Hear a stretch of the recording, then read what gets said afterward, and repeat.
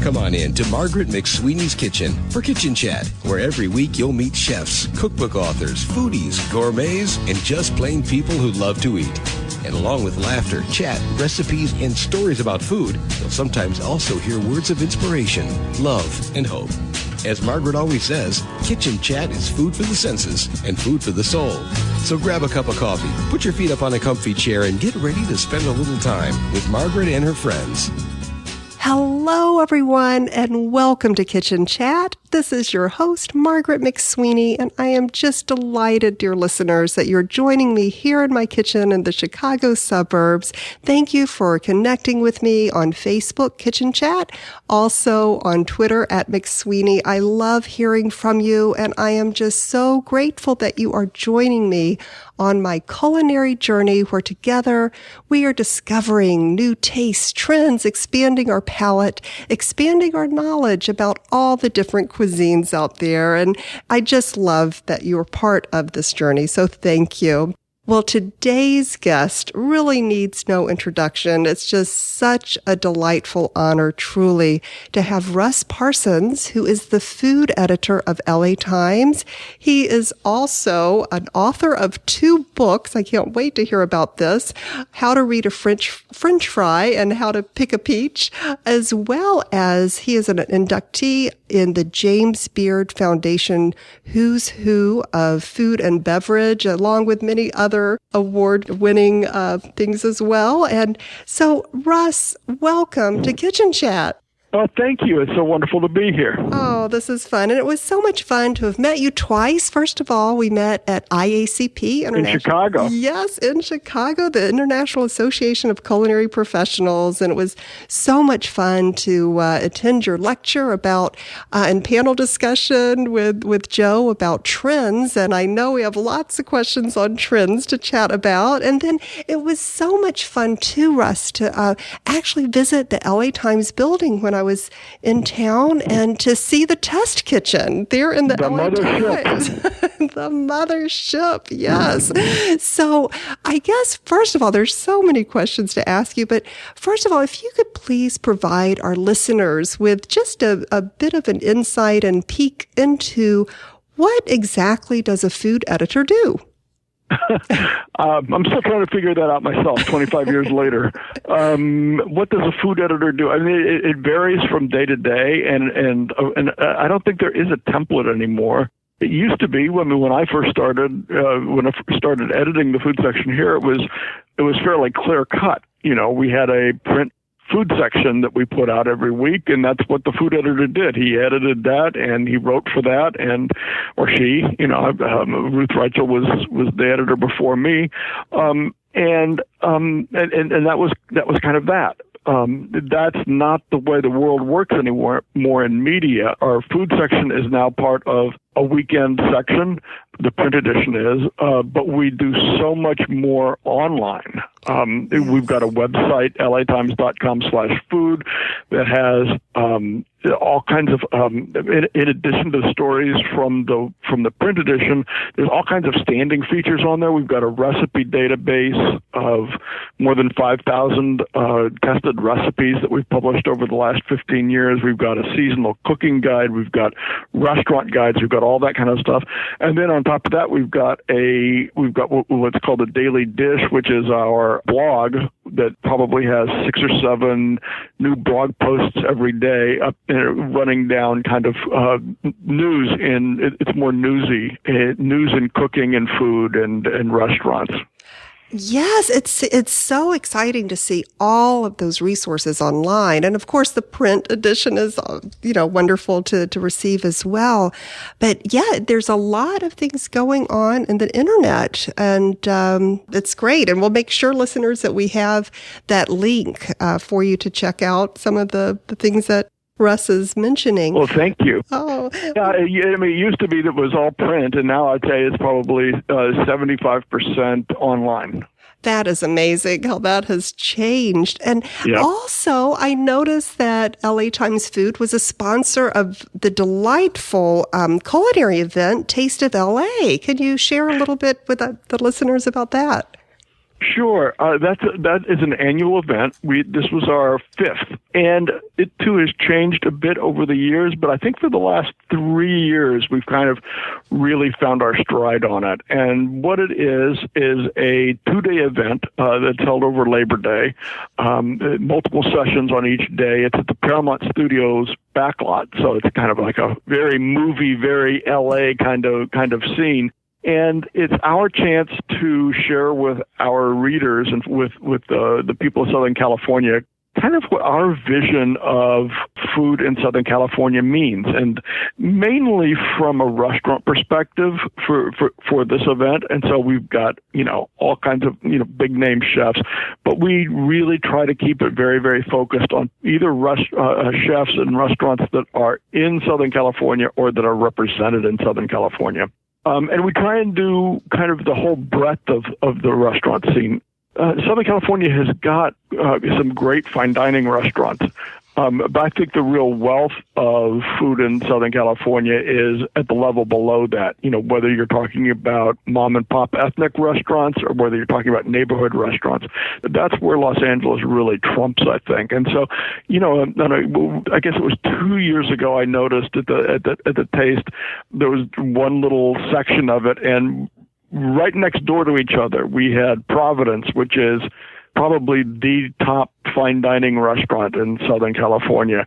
Right next to it, we had the new restaurant. We had Girasol, which is the new restaurant from C.J. Jacobson, who's familiar to everybody from Top Chef and one of the kind of rising stars.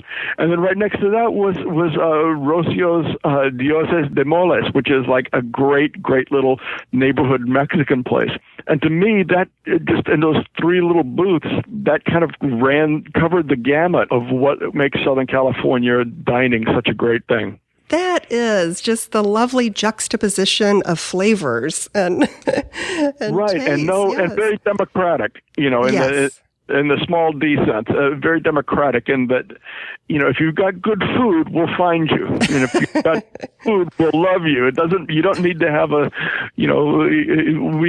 like the $2 million build-outs, but we also like the mom and pop place in Boyle Heights. I love that. And, a lot of trends, would you say, have their beginnings in California? What are some of the things you noted at the Taste of LA, but also in your travels that some of the trends you're seeing, both regionally, worldwide, locally? What are some things you're seeing? In Southern California, everything is still, of course, very, very much farmers market based and ingredient driven. And then it's that way in Chicago too. I know. Right. I mean, places like Blackbird. Fabulous restaurants, and places that cross over. Like Rick Bayless does such a great job with Mexican food, but it's also his sourcing is impeccable as well. Yes. I think one of the things that's really interesting that's happened here, you probably remember a couple years ago there was a huge bang in food trucks, and it was chefs taking these what had previously been kind of, we'd call them taco trucks, and there still are a lot of them, and selling more chef-driven food out of them. And it was a way that chefs could get into the market without having to have investors. They could have, if they could scrape together $30,000 or $40,000, they could get into a place where they could serve their food to people, as opposed to like a brick and mortar restaurant where, it might cost, you might spend $30,000 or $40,000 on permits. But I think the next step in that is now what we're seeing now, and that is food courts making a comeback. Oh. And these aren't the old-fashioned food courts, with banana on a stick and Sbarros and, that kind of thing. There's the Grand Central Market here downtown. There's 7th and Fig downtown.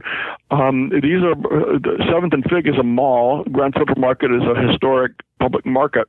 But they've gone out, and instead of going for chains, they've gone out and recruited young chefs to come in and open stands there. And again, it's the theory is that if you really want, if you really love to cook and you really want to serve people your food and you really want to try and make a living doing that, here's a way that you can get in on the ground floor without having to have a substantial investment, because you know what happens when you've got a restaurant and you open a restaurant, you've got investors, and all of a sudden all of these silent investors are telling you that you need to have this kind of hamburger on the menu because that's what they like at home, and you've got 1,000 different oars pulling you in different directions. Exactly. But here's a way that you can keep in control, and it's really fascinating because usually the price points are $12 and under. The menus are very, very limited. They may have 7 or 8 items on the menu, but the food is really, really good, and people are standing in line waiting for chances. Oh, that's going to be fascinating to see that trend spread. And I loved the movie Chef, with Jon Favreau and the food truck, and kind of back to the genesis of that. Yeah, so that's exciting to see an expansion, like from the food truck to a food court. Oh, that'll be fun to look at. Well, it was so funny, Russ. I was reading online and some of the Facebook feeds or whatever the other day, and came across this trend of coffee being served with butter. I was just wondering what your thoughts are on that, and if you think that is going to be one that's going to grow. Well, I've been doing this for a long time. I've been writing about food for an embarrassing number of years, more than 30. And you see these things come and go.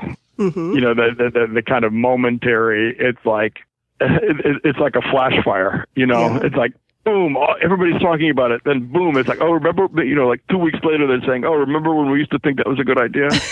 And I think the butter and coffee thing is just one of those midsummer. We've got nothing to write about. Let's write about this. Okay. I don't see that as being a trend that has legs, or one that is going to, have any kind of a permanent impact. Oh, now, do you think kale is here to stay? Well, kale's always been here to stay. It's just that most people didn't really appreciate it for what it was. And as one of the first people to write about the whole kale salad thing. Yes. Kale salads are great. Are they overdone now? Well, yeah, certainly. So are goat cheese beet salads, and anything that's good eventually gets saturated, and then its time in the sun passes, and it becomes a classic. And the trend seekers move on to other dishes, but those of us who love them will stay with them. Oh, and do you think this comfort food trend is one that's here to stay? It seems there's always a lot of talk about comfort food going on. I would love to have somebody come up with a definition of what comfort food is, because, if there's comfort food, that automatically implies that there has to be discomfort food. And I don't think discomfort food is ever popular. I've eaten enough of it, but I don't think that's ever going to become a trend. I think, I think, like if you're talking about kinds of homey, starchy, all of those things that get the pheromones running so that you're feeling, sleepy and delicious. Yeah, there's always going to be room for those. Good Lord. How many revivals has macaroni and cheese had? Yes, amen to that. And we'll never run out of them, and they're all going to be delicious because you know what? It's really, as Kraft has demonstrated, it's really hard to screw up macaroni and cheese. That's true. Well, what is, I have to ask, since you brought up discomfort food, what is something that has caused you discomfort in your culinary journeys? Bad food that's thoughtlessly prepared, food that's self-consciously trendy. I'm trying to think of what the current incarnation of that would be. Kale salad could be one of those. Because with kale salad, without getting too geeky about it, but kale is not naturally a salad green. And so you either need to slice it really, really thin, or you need to massage the kale with salt and a little bit of olive oil, to break down the fibrous nature of it. But some people miss that memo. And so, you end up with big chunks of really chewy, really fibrous leaf, and it's like, no, that's not what a kale salad's supposed to be like. Oh, that is great. And on the subject of kale, do you enjoy kale salad? Oh yeah, I love Okay. kale salads, and and as I say, I was one of the first people to write about them. I think the first time I had it was up in Santa Barbara, and I was at a conference, a food conference. I believe it was the Edible magazine series, and they had a dine around, and somebody had fixed it, and it was like, what is this stuff? This is delicious. It's kale. No, it is not kale. Because I'd always thought of kale. I mean, I've always loved kale, but I loved it as a braising green, and you cook it low and slow, hopefully with a lot of pork, and it becomes really sweet and creamy and caramelized. But this was something completely different. But again, the whole trick is getting around that kind of chewy fibrousness of it. Right, right. Speaking of trends, I have a wonderful question in from the Kitchen Chat guest, Chef Eric Lenlard. He actually made the royal pastry, or he's a master pâtissier, but also made the wedding cake for Prince Charles and Camilla. And wow.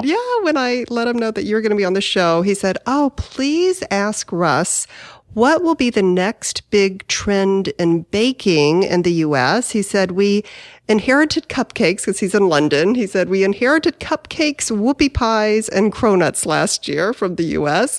And he's just wondering which new craze that they should be expecting to hit in London from the U.S. baking world, so he can get ready for that.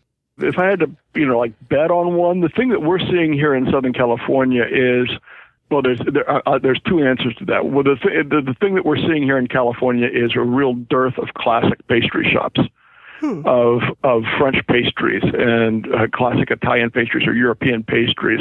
What we're seeing is a whole bunch of home pastries, home style pastries that have been elevated. So you get, it's kind of the Nancy Silverton effect, and there are other people who are doing that, where it's taking a concept or something that's conceptually familiar from our childhood that we really liked, and then figuring out how to make the absolute best version of it. And you know what? It's like a lot of those things are absolutely, positively delicious. And they're just, they really are, if you take care with them and you really, pay attention to the details, they're great pastries. But they're not the kinds of things that you're going to find in a Parisian pâtissier.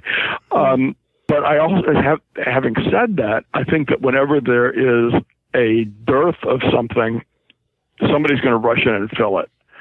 And I wouldn't be at all surprised to see, in the next 2 years, here in Southern California, somebody like a Michelle Richard or a Sherry Yard, who was for many years the head of all of the pastries for all of Wolfgang Puck's restaurants. She's getting ready to open her own bake shop, and I wouldn't be at all surprised to see a return to more technical, more classic pastries. Oh, just kind of as a reaction to what we have so much of now. Oh, well, I'm sure Chef Eric will love to hear that. Yeah, they usually are. That is exciting. Louise lives in LA, and she wrote in a question. She said, "If you live in LA and want to do a full week of best of ethnic foods, where would you go?" Oh, my goodness. Well, that's such a hard question, because you could almost spend, in some of our ethnic centers, you could almost spend a full week in each one. Wow. You could spend a full week in Westminster without any problem whatsoever, eating nothing but Vietnamese food. You could spend a full week in Koreatown eating nothing but Korean food. You could spend a full week in Gardena or up in Sawtell eating nothing but Japanese food. Like a real ethnic tour of Southern California. Probably the best thing for her to do would be on our website. Our restaurant critic is named Jonathan Gold, and he every year chooses his 101 best restaurants, and he usually it's not just the usual suspects. He's very, very, very, very, very good. In fact, probably one of the best in the country at seeking out various ethnic restaurants as well as the best of the ethnic restaurants. And then San Gabriel Valley for Chinese food. Can't go without mentioning them. And we've got a map there's a locator map of all of the 101 restaurants, and so she can go through and she could pick, one Japanese, one Vietnamese, one Chinese, one Mexican, one Central American, one Korean, one, it's almost like you name it. Oh, that sounds You'll find it here. What a great resource. And you could almost do an alphabetic tour by cuisine, Yeah, absolutely. That sounds fun. Well, Louise, you know where to go. Spend a lot of time on the freeway. Oh, yes. Yes, it's LA, of course. Oh, goodness. Well, another question that came in from our dear friend Meredith Deeds. She said to be sure. Our mutual friend. Yes. Our dear mutual friend Meredith Deeds. Yes. She said, be sure and ask Russ about his famous dry brining technique for turkey. And if he uses it on other types of roast. And she put a little P.S. I love his turkey recipe for Thanksgiving. So I'm going to have to hear about that. So what is this? The dry brine turkey is something that I learned about. I started writing about it maybe 6 or 7 years ago. And it came about there was a woman who was a wonderful chef in San Francisco named Judy Rogers, and she had a great restaurant called Zuni Cafe, one of the San Francisco classics. And I was talking to her. One of the hallmarks of her cooking was that whenever she got proteins into the kitchen, whether it was duck or beef or chicken, or her roast chicken was really, really famous. The first thing she did was salt them and then store them. And I had done a story about it. I had found that like with chicken and with things like that, it made a huge difference in flavor without being excessively salty or even detectably salty. It improved the texture of the meat. It was moister but firmer. And I asked her if she, when the holidays came around, I asked her if she'd ever done it with turkey, and she said, "Actually, I never have, but let me know how it works." And so I tried it with turkey, and it was amazing. And I was somebody who had always been a wet briner for turkey, and that works, and it keeps the meat moist. But first you have to somehow juggle a big old bucket full of salt brine with a turkey in it for 3 days or 4 days or whatever. Right. And then also when you wet brine, sometimes the meat, and well, I'll just go ahead and say always, the meat is excessively moist sometimes. It's, like it almost squishes when you slice it. When I tried dry brining, the meat stays firm. It's like a firm muscle, but it's moist. It doesn't dry out, and it's evenly seasoned all the way through. And it's a really, really, really, really, really simple technique. I mean, basically what you do is you sprinkle a tablespoon of salt for every 5 pounds of bird. Okay. So like the 20-pound bird, you would use about a quarter cup of salt. And do you use kosher, sea salt, or what kind of salt? I use kosher. Yeah, kosher. Okay. Kosher for the measurement. And then you put it in a plastic bag. You seal it in a plastic bag, and you refrigerate it for 3 days. And every morning, pull it out and just kind of rub it to redistribute the salt. And the last day, pull it out of the refrigerator, take it out of the bag, pat it dry, and then put it back in the refrigerator for a couple of hours to air dry. And then you roast it just as you normally would. And it's the best turkey you'll ever eat. And I've had every year literally hundreds of emails from readers attesting to that. Wow, I am going to try that this year, and I will document it on video, listeners. So it was one of Food 52's genius recipes. Oh, I love that, and you are a genius. Have you always been a genius in the kitchen, Russ? How did your cooking evolve? You know what? The definition of an experienced cook is one who's already made all the mistakes. And I certainly haven't made all of them. I'm still making them constantly, but I've made enough of them and hopefully learned from them that my batting average has improved. Oh, that is great. And Laura Badish wrote in and said, "What did you have for breakfast? What did you make for breakfast this morning?" I'm not a creative breakfast person. Okay. My wife and I mean, it's like because I have to go to, I have to be at work early. Have to be on the train to get to work. And so we have at this time of year we usually have like a couple graham crackers spread with almond butter and bananas, and yogurt with some kind of either fresh fruit or jam. Right now we're using up this summer's homemade fig jam. Oh, wow. And a shakerado. And a shakerado is a shot of espresso, milk, and ice, and you put them in a cocktail shaker and shake it so that it foams and emulsifies. And it's just delicious. It's a cold espresso drink, and it's just delicious. A shakerado. I love that. I think that's going to be the new trend with the coffee. Forget the butter and the coffee. Have a shakerada.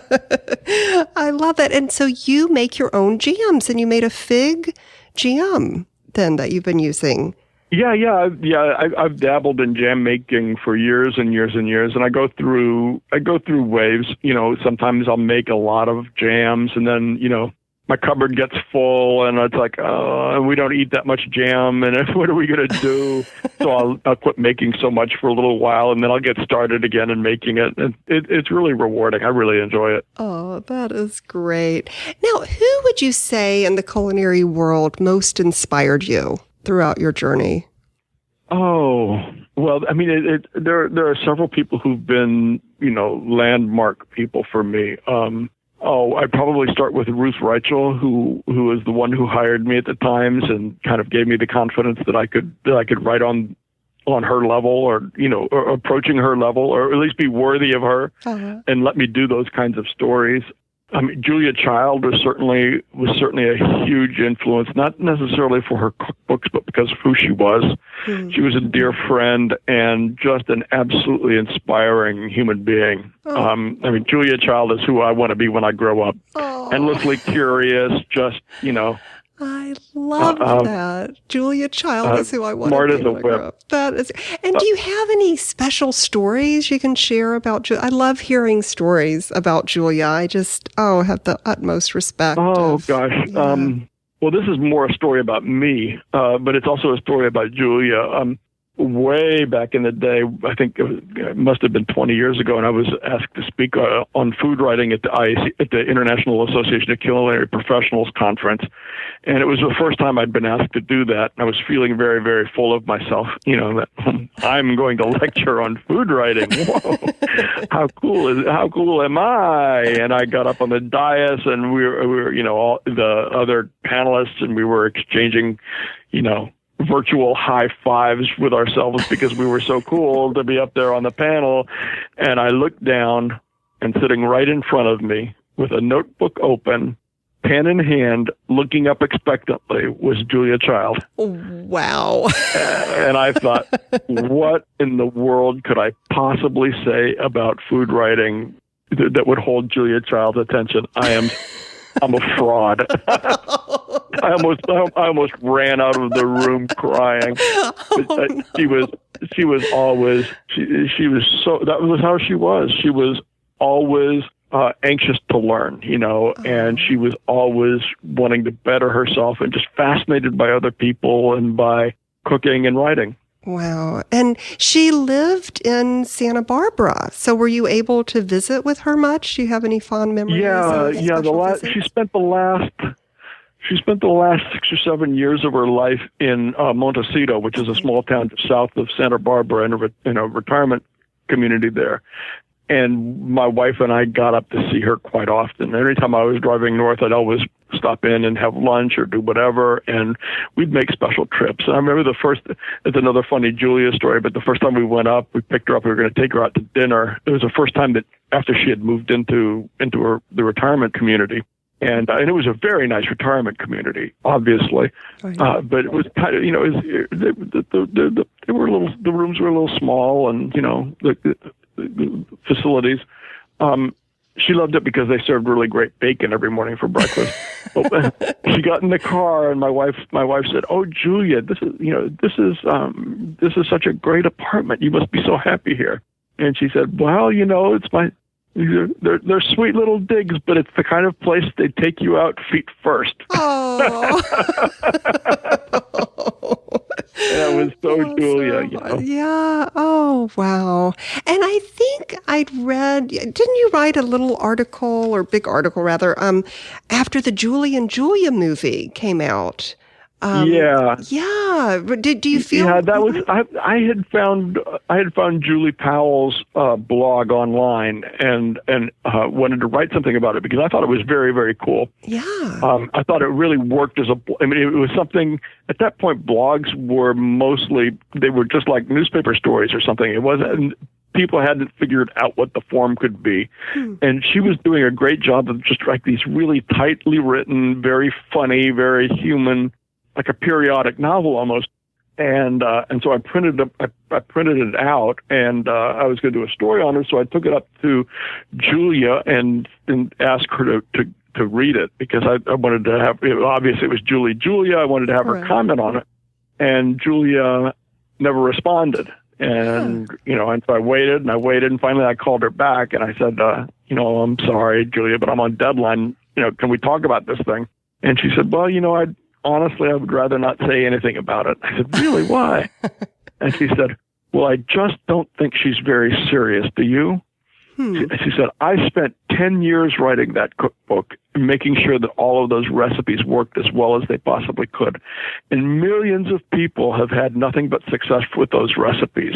And if she's having trouble with my recipes, it must be because she's just not a very serious cook. Interesting. And it was so revealing because it was, even Julia Child, well into being Dame Julia, she still had her professional pride, and she was offended that someone would have trouble with her cookbook or have trouble with her recipes and then would write about it. Oh, how and that was interesting. That was the impetus behind the incident in the story where Julie Powell finds out that Julia Child doesn't like her, and she kind of collapses. They took some liberties with it. It wasn't the Wall Street Journal reporter who had called. It was me, and I never told her that Julia didn't like her because Julia had asked me not to. Julia didn't want to hurt her feelings and had asked me not to say anything about it. But I think she found out through back channels. Oh my goodness. Well, I loved that movie, just learning more about Julia's life and just seeing the incredible experiences. And she's just such an inspiration to me too, that you're never too old to start something new, and thus my culinary journey. Absolutely. So it's just, She was in her 40s when she published Mastering. It was, Yeah, that's so amazing. And what an incredible honor that you two were friends. That's so treasured. So treasured. I've been really lucky in my career, and have won awards and stuff like that. But one of the things that I'll always treasure was that after Julia died, her family chose to read my appreciation of her at their private service. Oh. And I thought that was just, you can't replace that. Oh, that is what I'd say, a hug from heaven. Wow. Yep. That is just amazing. Oh my goodness. And looking forward, do you have any other books that you're working on? And I want to briefly just let the listeners know about the two books, How to Read a French Fry and How to Pick a Peach. And is there a trilogy? Is there a third one in the works we should all know about? Not at this point. Maybe sometime down the road. The modern life of a food editor. It's like I'm working 11 hours a day now, and there's just absolutely no time to do that. But I am building up a database of recipes, and I've got ideas that I might want to do sometime down the road. Oh, great. And real quickly, what is this How to Read a French Fry? That title has just really intrigued me. What was the two books are related. And How to Read a French Fry came about because I was always getting questions from readers about recipes, and usually fairly pointed questions. And not often, but typically, someone would say, I tried your recipe for roast lamb with rosemary, and it was the worst thing I've ever tasted. And I say, really? It's like, I loved that. And when we tested it in the test kitchen, people loved that. Let's walk through the steps and find out what what went wrong, and they'd start out by saying, well, my husband won't eat lamb, so I used chicken. Oh, no. and I couldn't find any rosemary, so I used this. And so I wanted to, Harold McGee had already written a very, very good book about science and cooking at that point, but it was really geared towards it was explaining cooking to a scientist. And I wanted to do a book that used science basic science to explain cooking to cooks. Huh. And so it's very, very much, very basic levels of science, but it does explain, like why steaming is different than roasting and why boiling is different than both and frying and, that kind of thing. And, it was the right book at the right time. And, I got the right push behind it from, I ended up on Fresh Air and all of that. And it sold through 4 printings in 2 weeks, or wow. in a month, literally in a month, and wow. And it's still in print almost 15 years later. Oh, I love that. And I am going to pick up a copy of that. And I can't wait to see what your third book will be as well. And I just so appreciate, Russ, and the listeners do too, the wonderful time you've spent with us here today on Kitchen Chat. I am just truly so honored. Thank you. And thank you for thinking of me. I really appreciate it. And I love to talk about cooking. So. Oh, well, it's always a pleasure. Oh, well, this is so much fun. And listeners, please be sure and look at the links I'm going to leave on the website to connect with Russ. He is on Twitter. I follow him. It's at Russ_Parsons and the number 1. Also check out his Facebook as well as LA Times Food.com, and I'll make sure I have those links. And listeners, I know these days can be very, very busy for you, but please always remember to just take the time and savor the day. Thanks for joining Margaret for Kitchen Chat today. Margaret would be so excited for you to drop by and visit with her at kitchenchat.info, where you'll enjoy podcasts, blogs, recipes, tips from chefs, and even great giveaways. She invites you to share your recipes and kitchen stories too.